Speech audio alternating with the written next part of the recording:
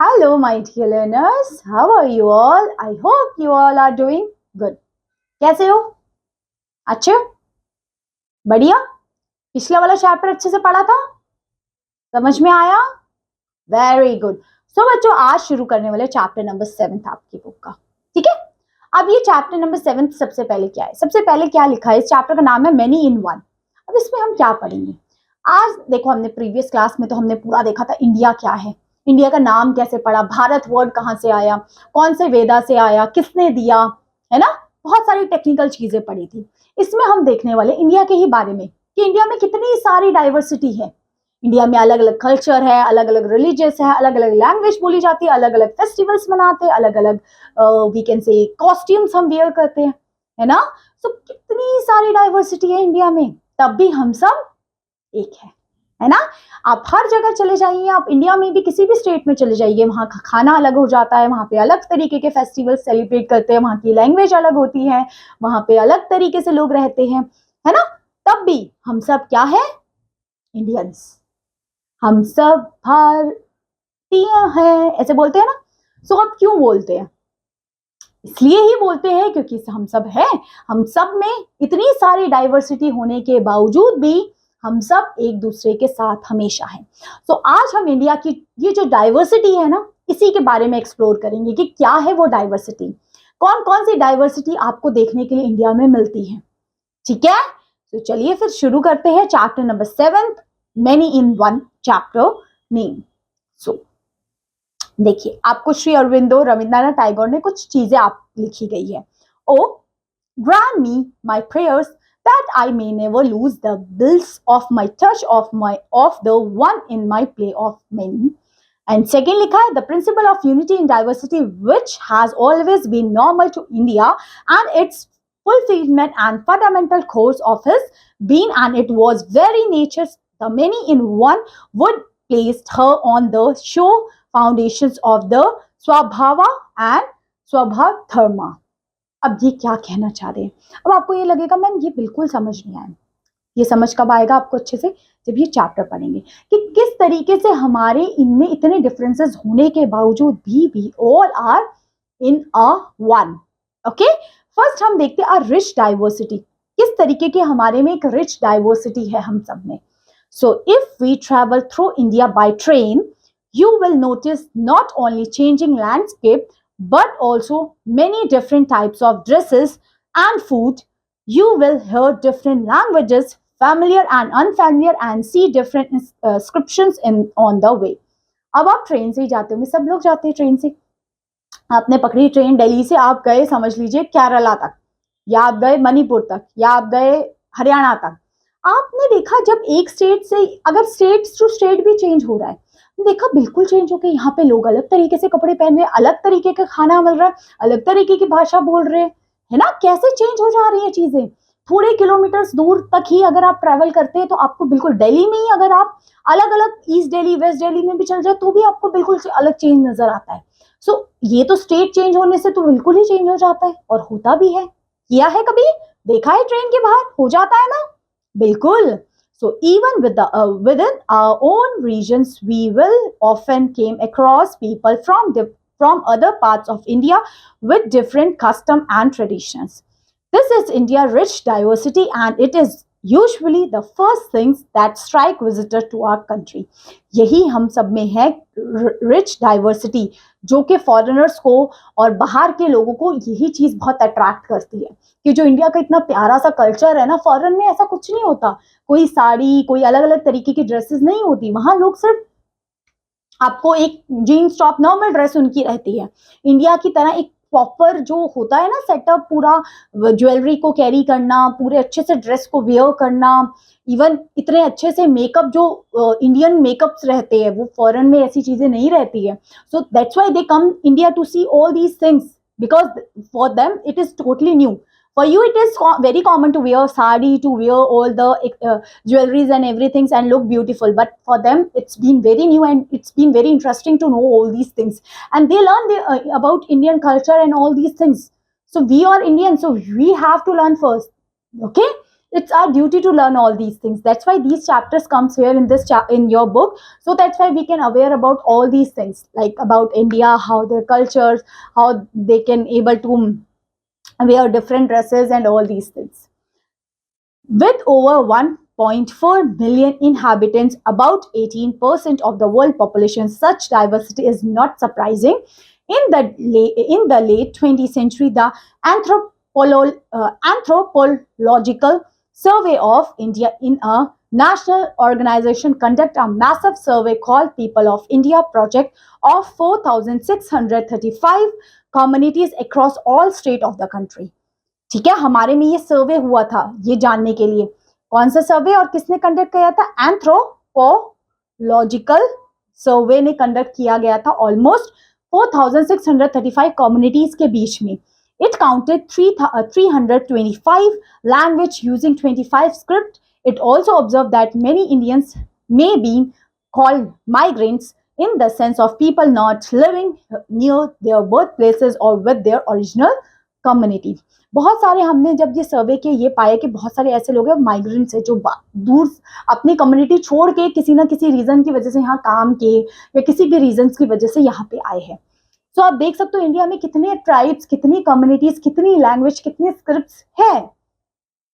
So while diversity is indeed beautiful, making sense of it is not easy.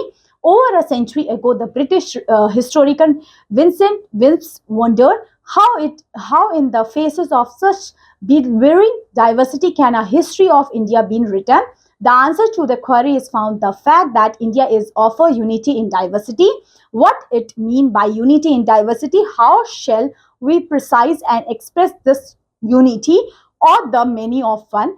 To answer this question, we will explore a few dimensions of life in India. So, जब ये Vincent Smith ने भी ये wonder किया था कि हम किस तरीके से इतनी डाइवर्सिटी होने के बावजूद भी कैसे हम ऐसे रूल्स रेगुलेशंस बना सकेंगे कि हम इन सबको एक साथ लेके चलें।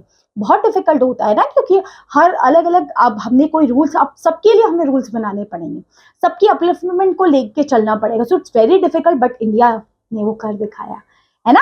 चलिए फिर अब देखते हैं हमारी ज्योग्राफिकल डाइवर्सिटी क्या है। जो ज्योग्राफिकल डाइवर्सिटी मींस अगर हम एक लोकेशन से दूसरे लोकेशन, एक स्टेट से दूसरे लोकेशन, दूसरे स्टेट में चले जाते हैं तो हमें क्या क्या डाइवर्सिटी मिलती है।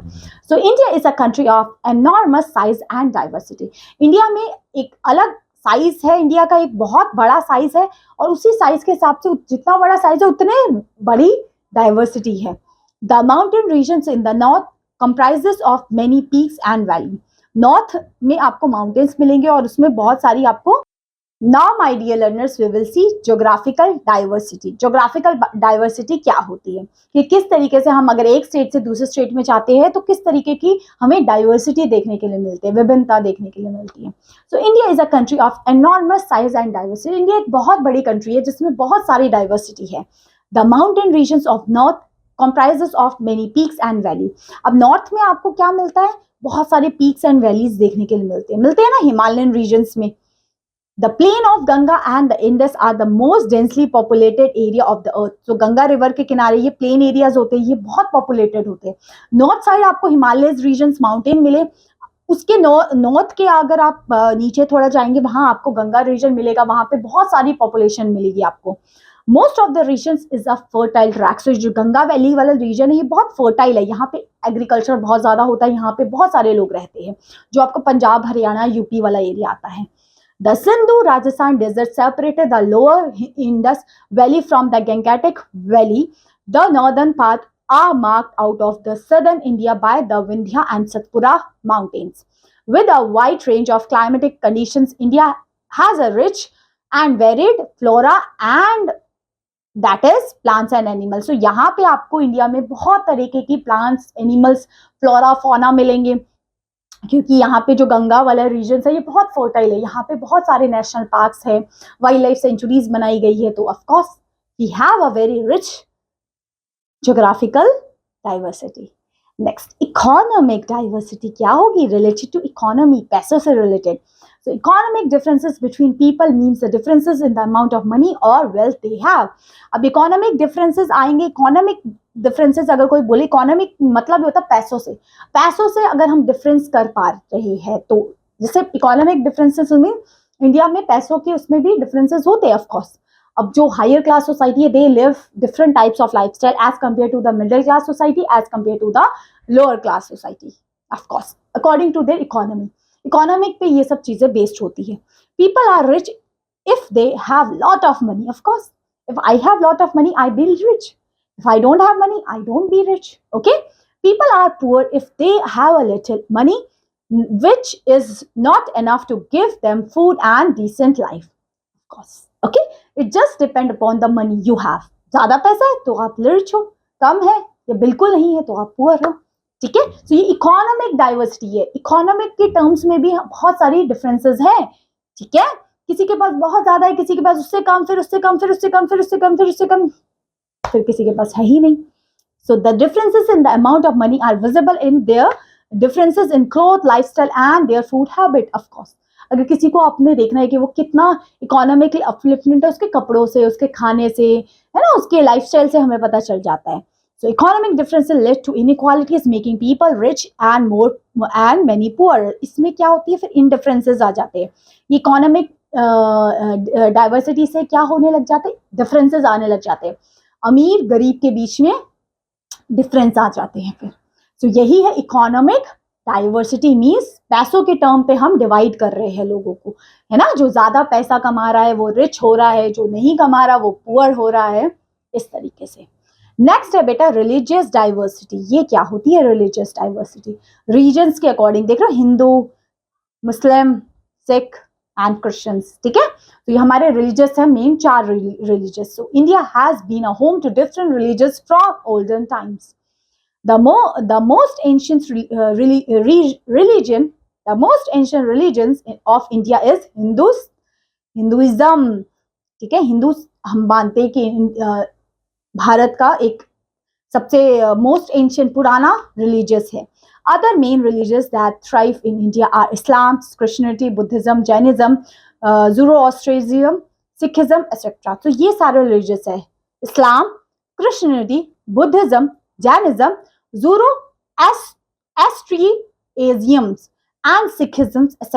Our constitution declare that India is a secular country where equal respect is given to all religions. देखिए इंडिया एक सेकुलर कंट्री है, इसमें जितने भी धर्म आपने नाम सुने इन सब के लिए अलग अलग कानून बना रखे हैं। कानून के आगे ये सारे धर्म एक जैसे हैं। ये ऐसा नहीं कि हिंदुइज्म को अपलिफ्ट करेंगे, नहीं, सारे धर्म एक समान है according to the constitution of India, क्योंकि कॉन्स्टिट्यूशन के हिसाब से इंडिया है एक सेकुलर कंट्री। सेकुलर कंट्री है मतलब उनके हिसाब से सारे रिलीजियस जितने आपने नाम सुने वो सब इक्वल है। ठीक है, ये है रिलीजियस डाइवर्सिटी। अब बढ़ते हैं बेटा कल्चर डाइवर्सिटी क्या होती है। Culture diversity, so the living languages of India represent 3 great families of human speech. The Indo-Aryan families include mainly Hindi, Marathi, Gujarati, Odia, Assamese and Punjabis, each having a great epic of Sanskrit literature. The intermingling of Persian and Arabic words with Hindi led to the evolutions of language known as Urdu. The Dravidian families includes the major languages of South India like Tamil, Telugu, Kannada, Malayalam. The third family includes the various dialects spoken by the tribal peoples. देखिए third families में आपके जितने भी dialects आ जाते हैं, ठीक है, आपके इंडो आर्यन फैमिलीज में आपकी ये जो हिंदी, मराठी ये लैंग्वेजेस आ जाती हैं, एंड द्रविडियन फैमिलीज में जो आपकी साउथ इंडिया की लैंग्वेजेस है वो आ जाती हैं। ठीक है, सो ये कल्चर डाइवर्सिटी है कि अलग अलग कल्चर के हिसाब से अलग अलग लैंग्वेजेस है यहाँ पे। ठीक है, next diversity in cooking also. Cook food for all, हम सबको पसंद है अलग अलग, मुझे तो पर्सनली बहुत पसंद है। कमेंट डाउन बिलो आपको भी पसंद है कि अलग अलग जगहों के खाना खाना, कि वहाँ उस स्टेट में वो चीज़ बहुत फेमस है, लिट्टी चोखा हो चाहे कुछ भी हो। Of course, Delhi is the hub of every religious, every cultures, because in this Delhi we can see chole bhature से लेके डोसा से लेके उत्पम से लेके सब कुछ। बट अगर आप उस स्टेट में जाके वो चीज़ खाओ, दाल बाटी चूरमा, आप बहुत सारी चीज़ें है ना, वो बहुत फेमस है एंड सारे स्टेट की कुछ ना कुछ ऐसे स्पेशलिटीज होती है खाने की, ठीक है। So cooking we can say Indian cooking is highly diverse, India की कुकिंग ही बहुत डाइवर्स है, बहुत अच्छी अच्छी डिशेज होती है। So the ingredients used in the cooking different from the regions to regions, of course उनके इंग्रेडिएंट्स भी अलग अलग होते हैं। ऑफ कोर्स जो साउथ में डोसा बना रहे हैं उसमें जो इंग्रेडिएंट्स डाल रहे हैं वो छोले भटूरे में तो नहीं डालेंगे, है ना। अब जो छोले भटूरे में डाल रहा होगा वो शायद आपके व्हाट वी कैन से लिट्टी चोखा में नहीं डाल रहा होगा, है ना। So in southern part of India and the coastal villages coconut is fairly used for cooking. South में कोकोनट बहुत यूज किया जाता है, वहां कोकोनट की चटनी से लेके सब कुछ, और बहुत अच्छा होता है वहां का coconut. So in the north India in cooking coconut is hardly use, north India में तो कोकोनट को तो यूज ही नहीं किया जाता कुकिंग में, बट साउथ में किया जाता है। Wheat is the staple food for the north and the west, while rice is the consumed mostly in the southern and the eastern part of India. जैसे अब नॉर्थ में व्हीट रोटी वगैरह ज्यादा लोग खाते हैं, है ना। अगर वो बात करें हम राइस की तो वो ईस्टर्न एंड साउथ में लोग राइस ज्यादा खाते हैं, ठीक है। So we can call this like, or also we can call dairy products include milk, cream, yogurt, butter, sour cream and cheese are also consumed in India. So ये भी कुछ डेयरी प्रोडक्ट्स है जिनका यूज किया जाता है। सो आपने देखा नॉर्थ में, ईस्ट में, वेस्ट में, साउथ में कहीं पे रोटी खा रहे हैं लोग ज्यादा, कहीं चावल ज्यादा खा रहे हैं, कहीं कोकोनट यूज हो रहा है, कहीं कोकोनट यूज नहीं हो रहा है। तो मतलब हर रीजन के हिसाब से इंग्रेडिएंट्स चेंज हो जा रहे हैं। आप मुझे बताएंगे कमेंट करके कि आपके स्टेट की क्या स्पेशल चीज है खाने की। अगर दिल्ली में है, दिल्ली में तो सब कुछ मिलता है ना। वैसे अगर आप लोग अपने जिस भी स्टेट के से बिलोंग करते हैं, यूपी से, हरियाणा से, पंजाब से, जम्मू से, कहीं से भी, वहां क्या सबसे अच्छा मिलता है खाने के लिए। आई ऑल्सो सी कि आप लोगों को पता है कि नहीं पता है, ठीक है, comment down below.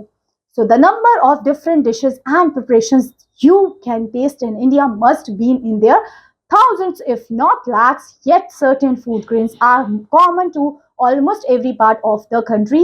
Cereals such as rice, barley, and wheat, millets such as pearl millets, bajra, sorghum, jowar, finger millets, rye, and pulses such as the various kinds of dal and grams. All these called the staple grains because they are basic food for the most India. ये जितने भी खाने के नाम लिखे, millets, बाजरा, राई, रागी, pulses, ये सब इंडिया में काफी कॉमन है खाना, है ना।